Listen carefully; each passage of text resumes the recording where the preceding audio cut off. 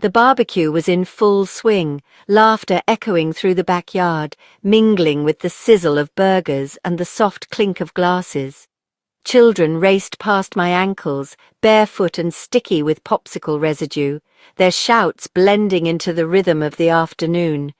The grill smoked beside me like it always did each summer, and I flipped the chicken thighs with practiced hands, though no one ever asked if I wanted help or even if I wanted to be here.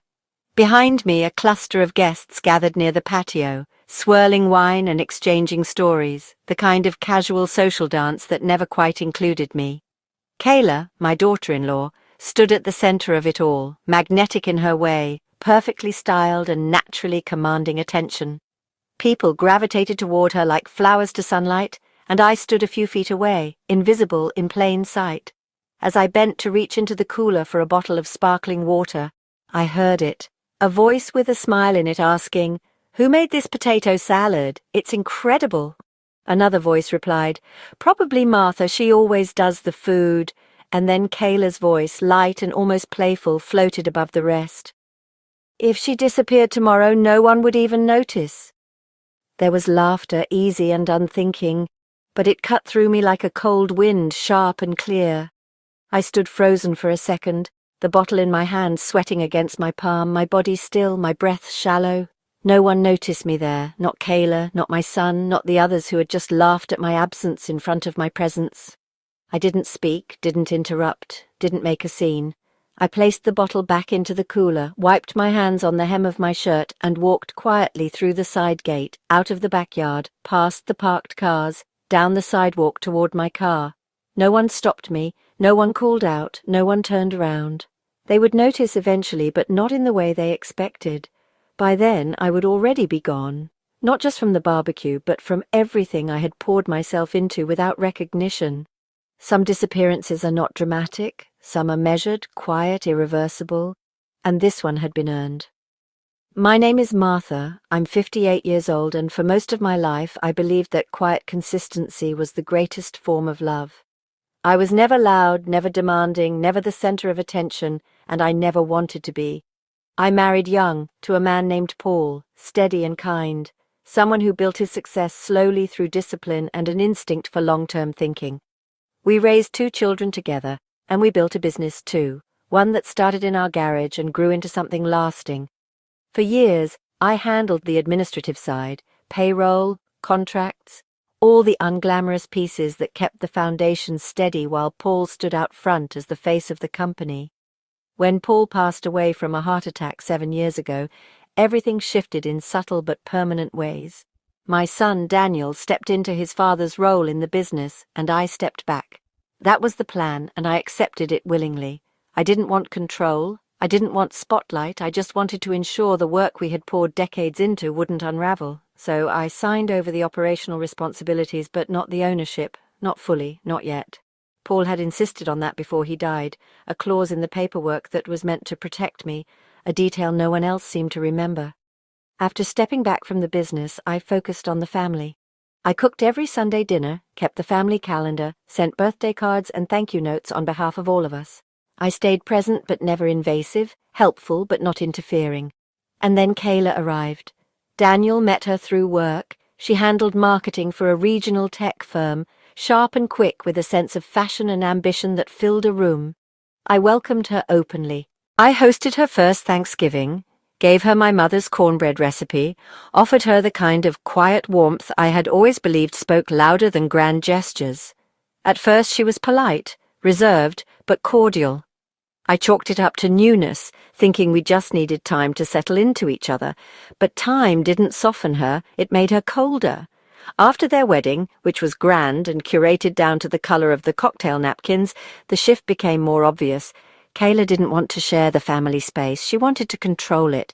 She started organizing birthdays, holidays, even casual dinners, often forgetting to loop me in until the last minute. I would find out plans had changed after meals had already been ordered or invitations already sent. She would apologize lightly.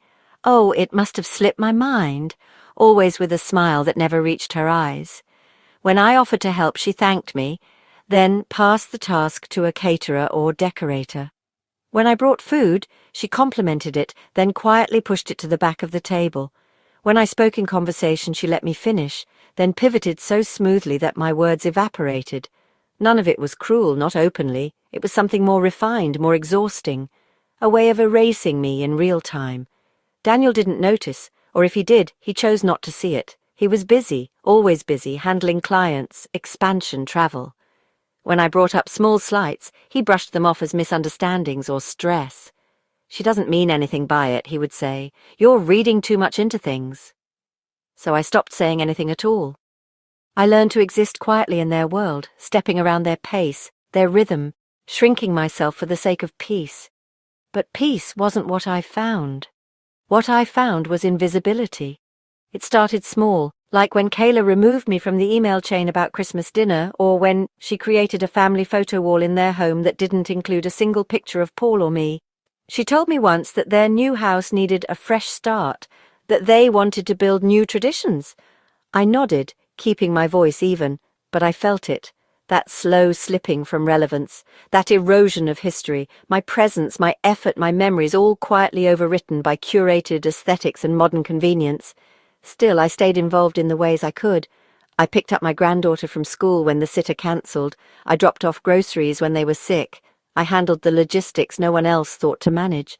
I kept doing, kept giving, hoping it might eventually be seen. It wasn't. One day I came over to help set up for Kayla's birthday, and she asked if I could enter through the garage next time, because the front entry was already decorated, and she didn't want anyone stepping on the staging. I said nothing, just smiled, and carried the folding chairs through the laundry room. Later that evening, she introduced everyone, thanked Daniel for organizing everything, and gestured toward her best friend who had brought the cake. I stood off to the side, clapping politely, invisible as ever. That night I went home and sat on my porch for a long time, staring at the hydrangeas Paul had planted years ago. I thought about all the ways I had tried to matter, and all the ways I had let myself be pushed into the margins.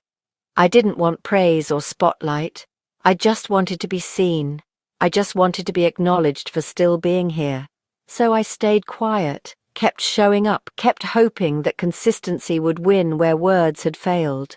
I told myself that love meant persistence, that loyalty meant patience, that one day they would realize what I brought to their lives.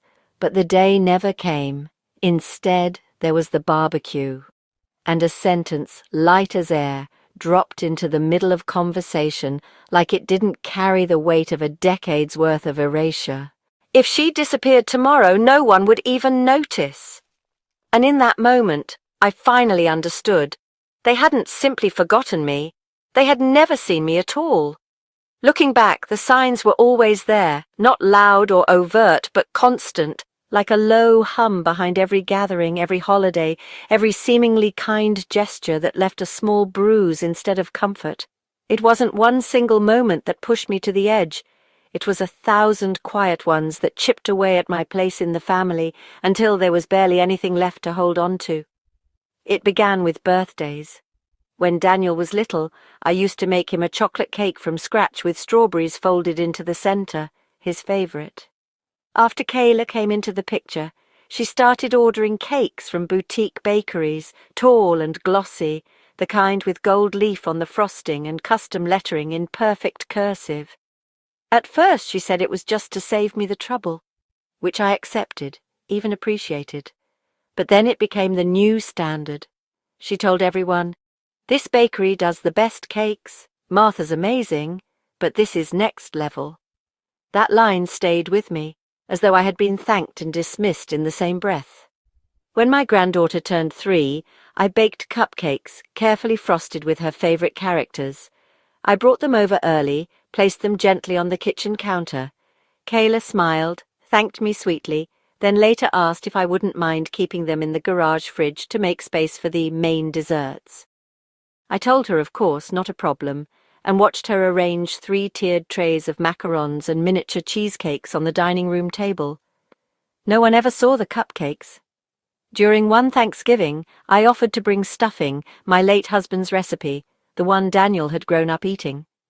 Kayla said that would be lovely.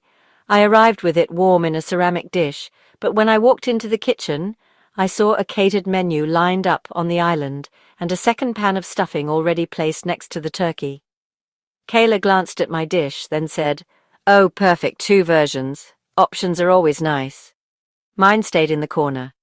She never told me directly that I was unnecessary. Instead, she made me feel that everything I did was optional, replaceable, quaint. Whenever I made something from scratch, she'd say, "So nostalgic," like I was a walking memory instead of a living person. Whenever I shared an idea, she'd respond with a nod and a soft, "That's cute," before suggesting something more modern. I once suggested we play a simple board game on Christmas Eve, something we had done when Daniel was young. Kayla smiled and said, "I love that you're so traditional," then pulled out a box of personalized trivia cards she had made based on her side of the family. Everyone laughed and played along. I watched, hands folded in my lap, feeling like a guest in the home I once helped build. Daniel never said anything cruel, but he also never stepped in. He was polite, distracted, always in motion. He'd say things like, "You know Kayla likes to take charge," or "Let's not overthink it, Mum." His way of asking me to be okay with being background noise. I had raised him to be thoughtful, respectful, self-sufficient, and I suppose that's what he became. But somewhere in the process he forgot that being respectful also meant noticing when someone was being pushed out of the frame. It wasn't just about parties or food, it was in the details.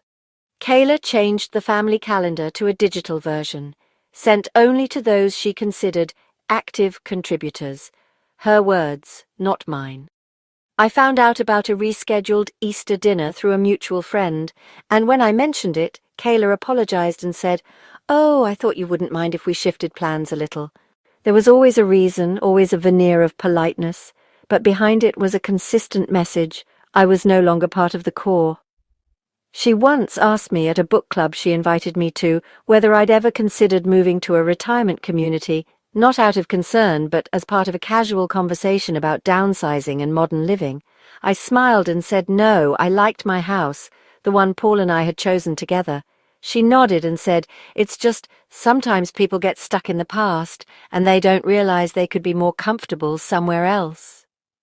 She said it like she was offering me freedom, but what I heard was a request to step out of the way. Even in the family group chat, my comments often went unanswered. I'd share an old photo or a memory, and the conversation would move forward without acknowledging it. Kayla would post a meme or a photo of her latest tablescape, and the reactions would roll in instantly. I wasn't angry, I was tired of giving without it being seen, tired of showing up without being welcomed, tired of being something they tolerated rather than cherished. Still, I stayed. I stayed because I believed that family was worth the effort, that love sometimes meant enduring things silently. I stayed because I remembered how much Daniel had once relied on me, how many late nights I'd rocked him through fevers, how many homework projects we built together, how many quiet talks we had in the car on the way to school. I thought that love, if real, would eventually find its way back to recognition. But what I didn't understand then was that love, when only offered one way, becomes erosion. I had slowly allowed myself to disappear for the sake of others' comfort, thinking it was generosity when in fact it was self-abandonment. And that abandonment, piece by piece, had made it easier for them to believe I was never really there to begin with. So when Kayla said, if she disappeared tomorrow, no one would even notice, she wasn't inventing something new. She was simply voicing what had been true for her for a long time. I wasn't shocked, I wasn't angry. I was done. Done hoping for a place I had already lost. Done playing a role that no one valued. Done giving my presence to people who would only notice it when it was gone. That day at the barbecue, when I walked away, it wasn't an impulsive decision. It was the end of a long, slow goodbye I'd been living for years, and now, finally, I was ready to make it real. The day of the barbecue started like so many others before it, with quiet preparation and the unspoken understanding that I would help without being asked and stay invisible without being told.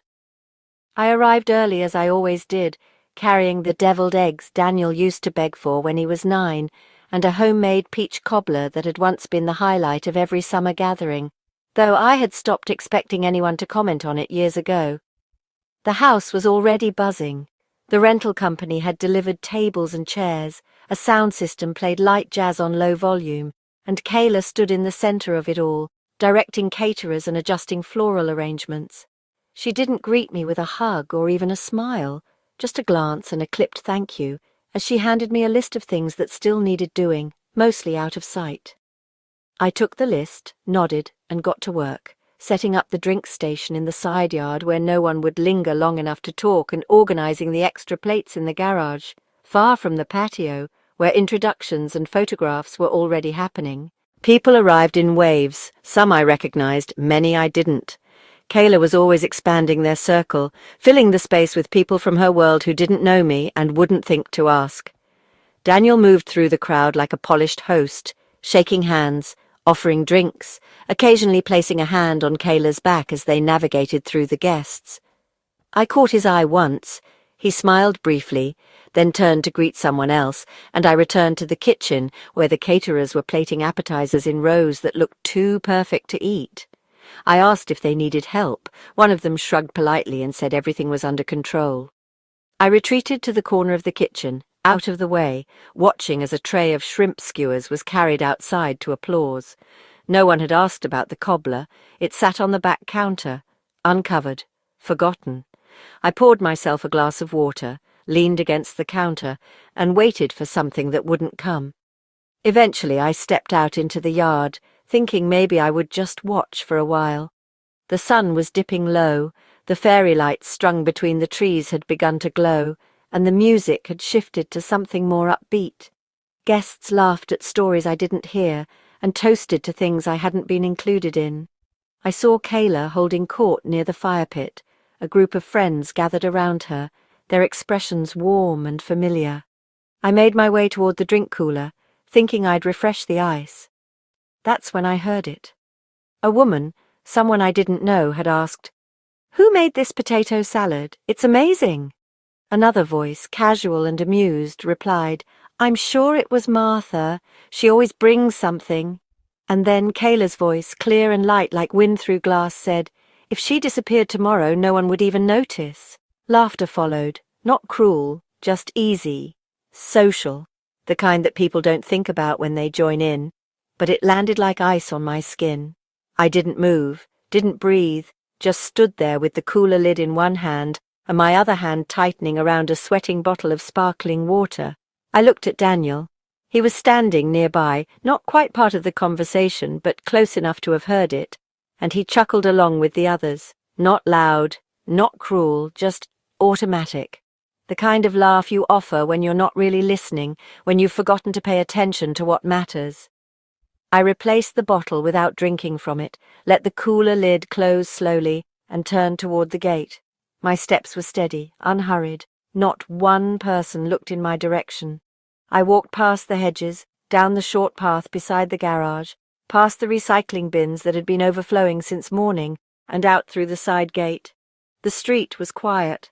I could still hear laughter behind me, music too, muffled now by the walls and the trees. My car was parked 3 houses down, in the shade. I unlocked it, slid into the seat, and closed the door gently. For a moment I just sat there, hands on the steering wheel, staring at the dashboard. Then I started the engine and drove away. No one followed me, no one called, no one noticed. That was what she said, wasn't it? That if I disappeared, no one would even notice. And she was right. Not because I didn't matter, but because I had made it so easy not to see me, always giving, never asking, always showing up, never making a scene. I had become so practiced at being helpful and silent that they believed silence was my natural state and that help was something they were owed rather than something I chose to give. But that moment, standing beside the cooler with her words still ringing in the air, changed everything. It wasn't the cruelty of what she said, it was the accuracy. It wasn't that they didn't care if I disappeared, it was that they assumed I never would. They assumed I would always be there in the background, reliable, invisible, waiting. That was the moment I stopped waiting. I didn't cry, I didn't make a speech. I didn't even leave a note. I just left. Because sometimes the loudest thing you can say is nothing at all. and sometimes the most powerful act of love is choosing to love yourself enough to walk away. When I got home that evening, the sky was already dark, and the porch light flickered once before it steadied. I stepped inside, locking the door behind me, and stood there in the quiet for a long moment, not because I was unsure of what to do, but because for the first time in years I could hear the difference between silence and peace. One had always surrounded me in that house, but the other was something I hadn't allowed myself to feel. That night, peace finally stepped in. I didn't cry, not because I wasn't hurt, but because there was nothing left to mourn. You cannot mourn a role you never fully occupied. I had already been erased slowly over the years, and now the final sentence had simply confirmed what actions had been suggesting for so long, that I didn't belong, that I wasn't seen, that I had become decoration in a house I helped build. I made a cup of tea, sat at the kitchen table and pulled out the file folder I had kept in the drawer beneath the printer, the one labelled in Paul's handwriting with our last name and the word estate. Inside were the original property deeds, the trust documents, the business transition agreement, all the pieces of paper that people ignore until they become necessary. Paul had never liked leaving things uncertain, and when he passed, he had left behind a clear map for me to follow if things ever went sideways. At the time, I had put it all away carefully, not because I expected to need it, but because I knew one day I might. The house Daniel and Kayla lived in had been a wedding gift, not in the form of a bow-wrapped key or a party, but in the form of a transfer agreement that never fully closed. Paul had insisted we keep partial ownership until they were ready to take over the mortgage fully, a detail they seemed to forget as the years passed. The deed still had my name on it, and I still paid the property taxes twice a year. They never asked how it all worked. They just assumed the house was theirs, and I let them. I opened my laptop and began drafting an email to my attorney, someone Paul had trusted, someone who understood not just the law, but dignity. I didn't ask for revenge. I didn't want to fight. I simply wanted to step away, to reclaim what I had given, not out of spite, but because some things must be held by those who remember their value. I asked her to prepare a formal letter notifying Daniel and Kayla that the property would be removed from their use within 60 days. I told her to begin the process of selling the house, to remove my name from their lives as they had wished, and to ensure that any profits be placed into a fund under my control. I also instructed her to begin evaluating the transition of my shares in the company, to prepare for either a buyout or a sale, whichever would create the cleanest break. There was no need to rush, I told her, but I wanted everything ready within a month. The next morning I began sorting through the physical pieces of my life. I pulled old boxes from the attic, cleared the guest room closet where I had kept childhood art projects and family photo albums. I didn't plan to discard them. I simply needed to separate my memories from their assumptions. I chose what to keep, what to digitize, and what to store with intention. I also called the realtor Paul and I had worked with years ago when we first bought the lake house, a modest place with creaky floors and wide windows. It had never been luxurious, but it had always felt like freedom. She was still in business, still remembered me, and when I asked if she could help me find something quiet and close to the water, she said she already had a few places in mind. Within a week, I had a plan, not a dramatic escape, just a thoughtful transition. I notified my doctor of the address change to come, arranged for mail forwarding, transferred my prescriptions to a new pharmacy. I reached out to the local library in the new town and signed up for a senior art class and a gardening club. I didn't tell anyone why, I didn't explain, I simply enrolled because I wanted to. When the legal documents were ready, I reviewed them carefully. They were clear, concise, respectful. No accusations, no drama, just facts. A formal notification of withdrawal, of closure, of a woman stepping away from a space where she was no longer needed. I asked my attorney to send them on a Monday, not because it mattered legally, but because I knew Mondays were Kayla's busiest day, a day when control mattered to her most. I wondered if she would read the letter with confusion first, then annoyance, then fear. Not because she needed me, but because she had forgotten I still held weight in the world she had tried to edit me out of. I didn't wait for a response.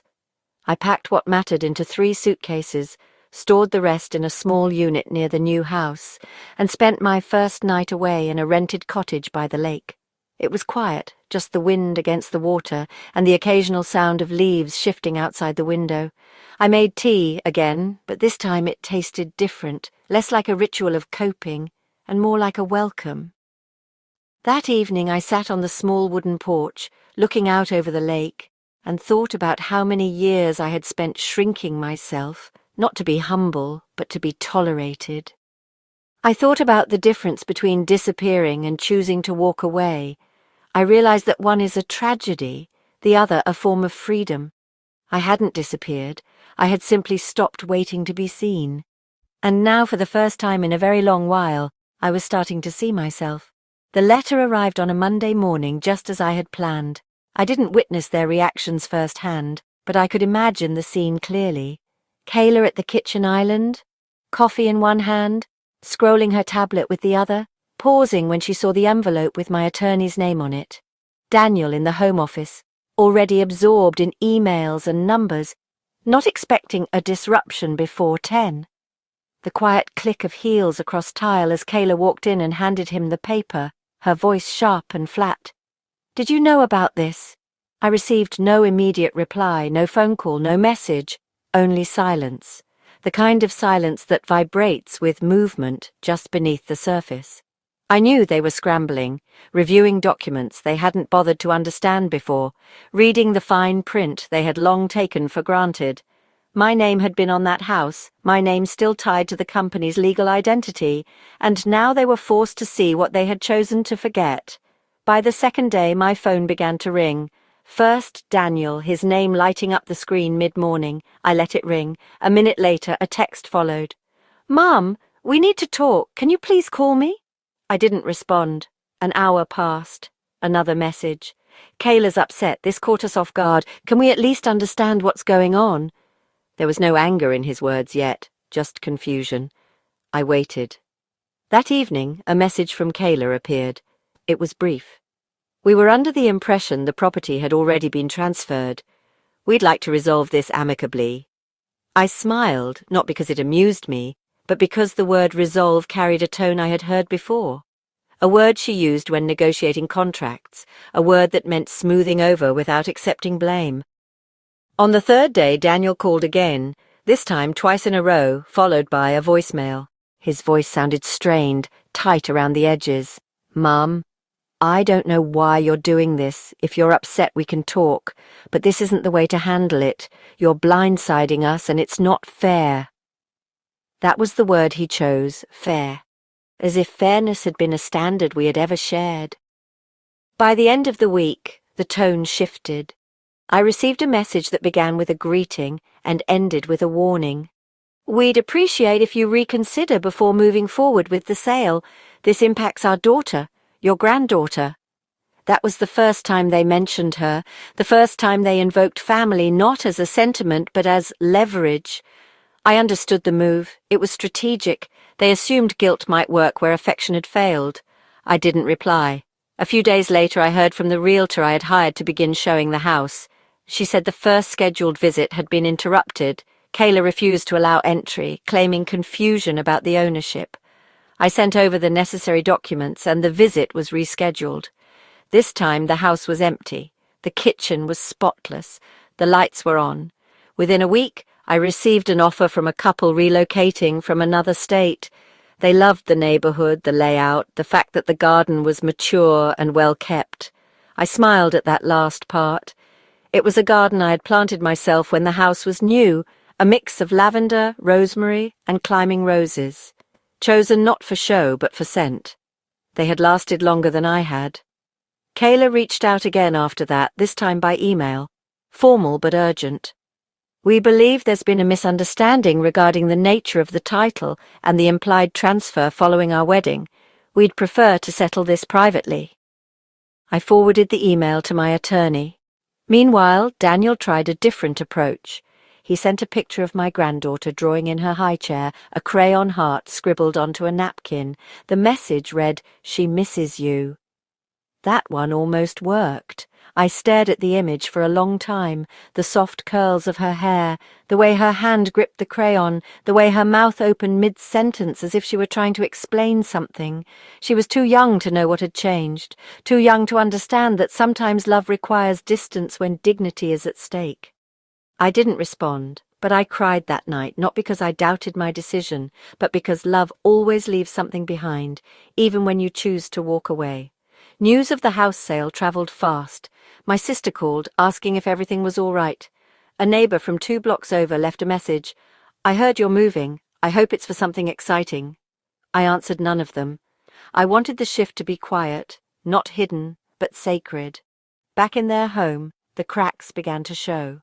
Daniel, once always calm, missed a meeting with a client. Kayla, known for perfect appearances, skipped a family dinner with her own parents.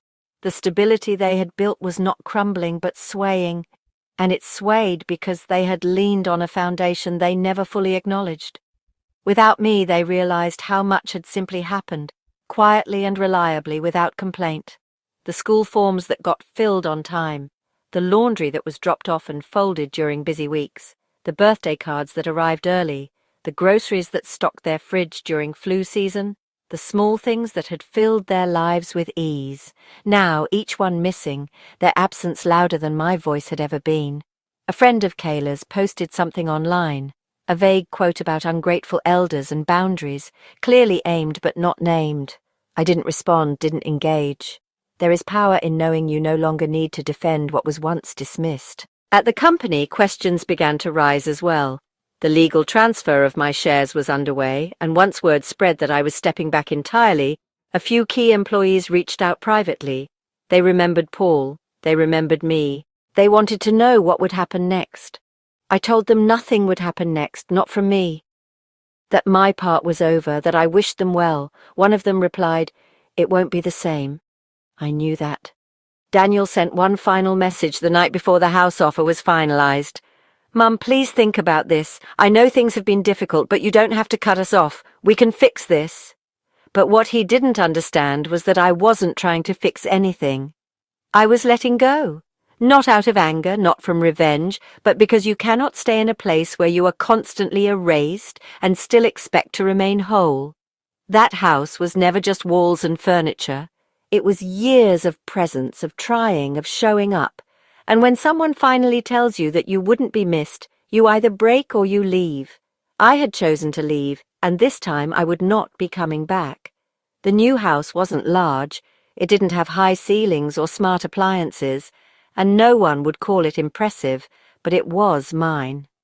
Tucked near a quiet lake where the trees leaned gently toward the water and the air always smelled faintly of pine and soil, it gave me something I hadn't felt in years, permission to exist without performance. The furniture came slowly, a few second-hand pieces with solid weight, a handmade quilt from a local craft store, and a small table that fit exactly 2 chairs. I didn't need more. My days unfolded without interruption. I woke when the light filtered through the curtains, not because an alarm demanded it. I made coffee in silence, sat on the porch wrapped in a sweater even in summer mornings, and watched the lake shift under the breeze. There was no rush, no expectations, no one needing me in ways that diminished me. The quiet didn't echo with loneliness. It held something else, something calm and earned. I signed up for a watercolour class at the community centre, the kind of activity I used to admire in others, but never made time for myself. The instructor was in her 70s, kind and direct, with a voice like weathered linen. She didn't ask what we did before, only what colours we liked now. I chose deep greens and rust tones, and I didn't try to explain why. I began painting every morning after breakfast. At first it was awkward, my hands unsure, my brushstrokes stiff, but over time something loosened. I stopped trying to make the image match the real thing and let it become what it wanted to be. A tree didn't have to look like a tree, a sky could hold more than one shade, a lake didn't need reflection to feel whole. At the local library, I found a flyer for a gardening circle. It met twice a month behind the building, in a fenced patch of raised beds and overgrown roses. I showed up not knowing what to expect, and found a group of women, mostly older, one younger than me, all with dirt under their fingernails and opinions about compost. They welcomed me with nods, not questions. I planted herbs in a corner plot, thyme, basil, mint, and checked on them like they were small promises I had made to myself. Sometimes, after class or gardening, I would stop at the coffee shop near the dock. It wasn't fancy, just a converted boathouse with uneven floors and the best scones I'd ever had. The woman who ran it, Ellie, was 59 and didn't bother hiding her grey hair or her impatience for small talk. I liked her immediately. We spoke in short sentences, direct and warm. Over time, she learned how I liked my tea, and I learned that she had once walked away from a law firm without a word. We became friends slowly, not through confession, but through shared silence. Sometimes we sat without speaking for 10 minutes straight, just sipping and watching the water. One morning, after a long pause, she looked at me and said, "You're healing." I didn't respond, just nodded because it was true, and it didn't need more than that. Daniel wrote again, weeks after the house had sold. This time the tone was softer. "I miss you," he said. "It's not the same." I read the message twice and didn't reply, not because I didn't care, but because I wasn't ready to open the door he had only now noticed. You cannot knock once and expect the house to be waiting. I heard from Kayla only once. A short email. "We've adjusted. The new house is smaller but works for us. I hope you're well." It was neutral, polished, emotionally distant. I deleted it without reading it again. I didn't want bitterness, but I also didn't want false closure. Some things are not meant to be tied up neatly. They are simply meant to be left behind. My granddaughter turned 4 that summer. I sent her a hand-drawn card with a painted butterfly and a small bracelet made from sea glass. I didn't expect acknowledgement. I sent it because love, when not twisted by ego, can exist quietly. That was the kind of love I wanted to hold. The town began to feel like home in quiet, slow ways. The woman at the grocery store began to recognize me. The librarian recommended a novel and left it on the counter without asking. I learned which bench got the last light in the evening and which corner of the market had the best apples. There was no grand transformation, no dramatic reveal, just the steady, ordinary process of becoming someone who lived in her own skin again.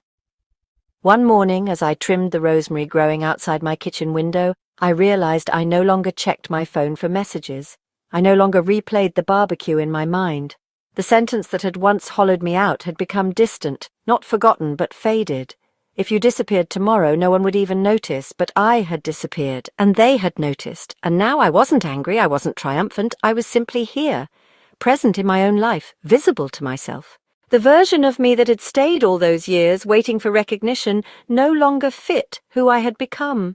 I no longer needed to prove my worth through usefulness. I no longer shaped myself around absence. I was enough in stillness, enough in choice. I wasn't seeking forgiveness or reconciliation, I was seeking truth. And the truth was that sometimes the most honest thing you can do is walk away, not to hurt, not to punish, but to breathe. The house at the lake didn't make noise. It didn't ask for more than I had. It didn't pretend I was someone else, and in return I gave it my attention, my care, and my steady, unremarkable joy. The kind of joy that doesn't need to be explained or posted or praised, just felt, quietly, completely authentically. It had been almost a year since I walked away, a year since the barbecue, the letter, the silence, and the sale. I hadn't seen Daniel or Kayla, not in person, not by accident, not even in passing, and I had made no effort to change that. I kept to my world, not out of fear, but out of choice. Then one morning, as I was putting away my groceries at the market, I saw a face I hadn't expected, a face that belonged to the life I had left behind. Kayla. She stood at the bakery counter holding the hand of a little girl, and when she turned, her eyes met mine before either of us had a chance to pretend otherwise. I saw the hesitation flicker across her face, a moment where she considered walking away, but instead she nodded, then spoke. "Martha." I nodded back, neutral but not cold. She approached slowly, her daughter holding a paper bag of cookies, unaware of the weight in the air between the 2 adults in front of her.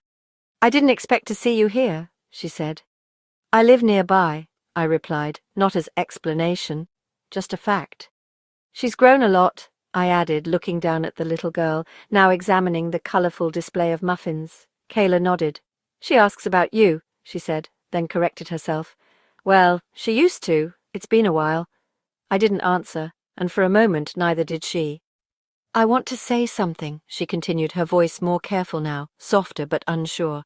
I know I said things or maybe implied things that hurt. I didn't realize it at the time, and I should have. I see it now, how much you did, how much space you made, and how easy it was to take that for granted.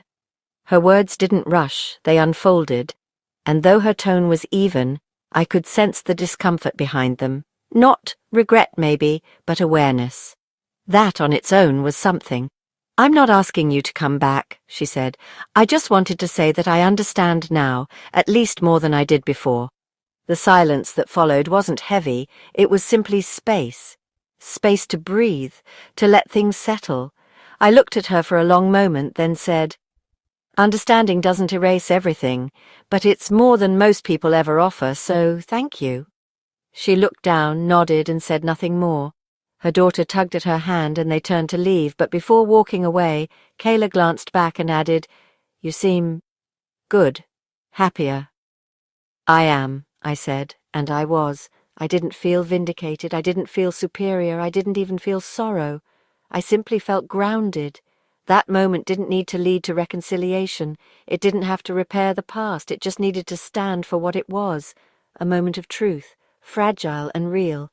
I didn't call Daniel after that, I didn't send a message. Some doors once closed remain that way, not because of bitterness, but because peace lives on the other side. Later that evening I told Ellie about it. She didn't say much, just handed me a warm scone and said, Sometimes people need to see the gap before they understand who used to fill it. I sat by the window, watching the boats drift in the dusk, and felt something settle in my chest. It wasn't relief. It wasn't pride, it was release. I no longer needed anything from them. Not an apology, not a place at the table, not even remembrance. I had become whole without being invited back, and that wholeness could not be taken. I knew deep down that they would keep living their lives, that birthdays and holidays would continue, that new traditions would be formed, and that was fine. I wasn't there to be a shadow anymore. I was the light of my own mornings, the calm in my own evenings, and that was more than enough. Autumn settled quietly over the lake, the trees trading their green for burnt orange and soft gold, and the wind took on a gentler kind of chill that wrapped itself around the skin without biting. I had lived in the new house for almost a full year, long enough for each season to pass through its own cycle, and in that time I learned how little I needed to feel full. I no longer measured my worth by how often I was called or consulted or remembered. I no longer stood by waiting to be asked. Instead, I woke early because I wanted to, not because I had somewhere to be. I fed the birds because their presence reminded me that small rituals hold great meaning. I painted not to impress anyone, but because it gave me a quiet kind of joy I hadn't felt in decades. No one interrupted me. No one looked over my shoulder. No one commented or corrected. There was something sacred in that silence. One Sunday afternoon, I took out an old photo album, the kind with the peeling plastic covers and handwritten captions. I turned the pages slowly, not out of sadness, but out of respect. There were photos of Daniel at 5, running through sprinklers, his hair stuck to his forehead and his mouth wide in a laugh. There were pictures of Paul holding him, of me behind the camera, always behind. I had been the keeper of so many moments, the one who noticed when the shoes were too tight, when the fever wasn't just a passing thing, when the birthday gift needed to be mailed 2 days earlier to arrive on time. I had held the weight of the family without ever announcing it, and somewhere along the way, I had believed that invisibility was a kind of strength, but strength without recognition becomes exhaustion, and love, when it's always one-directional, becomes a kind of forgetting. I didn't regret what I gave, only that I had stayed too long hoping it would be returned. Now I give to myself first, not selfishly, but honestly. I plant herbs I enjoy cooking with. I visit the library without asking if anyone needs a ride. I volunteer at a local adult literacy group, helping women older than me write their names for the first time. And I never introduce myself as someone's mother or someone's wife. I say simply, I'm Martha. Sometimes people ask me where my family is. I tell them they're living their lives, and I'm living mine. That's enough. I kept in touch with Ellie. We shared meals, long walks, recipes. She introduced me to a man who ran a used bookshop a few towns over. We spoke twice. It didn't go anywhere, but it didn't need to. I wasn't searching for a new chapter in romance. I was simply glad to speak to someone who asked about my favourite author instead of my availability for babysitting. Each time I sat on the porch in the evening, I thought about how quiet didn't mean absence anymore. It meant freedom. I had always believed that if I left, the world would collapse in some way, or that I would feel guilt pulling me back, but it never came. The world kept moving, and so did I. Daniel sent one last message a few months after I saw Kayla. He wrote that he understood now what he hadn't before, that it wasn't about one sentence or one party, but about years of absence while I was still in the room. He didn't ask for forgiveness, and I respected that. He only said that he hoped I was okay. I didn't respond, not because I hated him, but because I loved myself more. Some things do not need to be reopened. Some doors, when closed, are not locked out of punishment but out of peace. I hadn't vanished. I had simply stopped performing. And that decision had become my greatest act of presence. On the 1-year mark of the barbecue, I lit a candle on my porch, not in mourning, not in celebration, but in acknowledgement. I sat beside it with a warm drink, a blanket over my knees, and let the wind move around me. I thought about the woman I used to be, the one who smiled through dismissals, who cleaned up the dishes while others took credit, who brought food no one mentioned, who arrived early and stayed late and never made a scene. I didn't hate her. She had done her best. She had given everything she could in the way she was taught. But I didn't miss her either. I was someone else now, not louder, not sharper, just fuller. I no longer hoped to be seen. I saw myself, and that in the end was enough.